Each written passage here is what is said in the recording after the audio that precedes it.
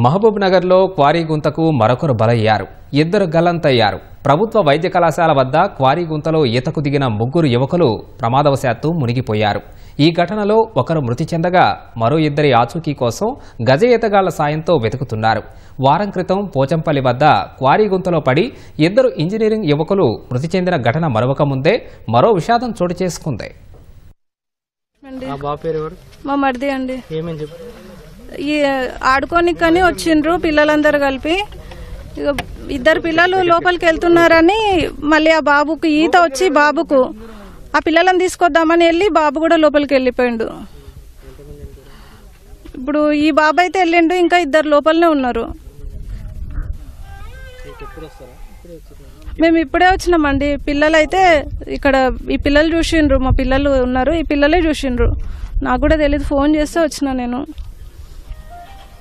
నా పేరు సాయి చరణ్, మా తమ్ముడి పేరు హరిచరణ్, మా బాబాయ్ మహబూద్ అనే అయ్యప్ప.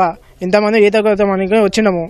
వస్తే ఇక్కడ మేము అందరం బయటకు వచ్చిన ఈత కొట్టినాక అయిపోయిందని అందరం వస్తుండే వేళ మా బాబాయ్ ఉరికిండు ఒకటేసారి. ఇద్దరు మహబూద్ అయ్యప్ప అనేట ఇద్దరు పడ్డాక మా బాబాయ్ ఉరికిండు. అప్పటికే ఇద్దరిని పట్టుకొని మా బాబాయ్గా చనిపోయి ఆడవాకి తేలి వచ్చిండ్రు.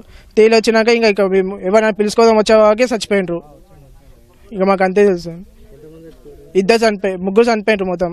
మా బాబాయ్ కూడా తేలిండి, ఇక తోలుకొని వచ్చినాం. ఇద్దరు అక్కడనే ఉన్నారు, కిందనే ఉన్నారు.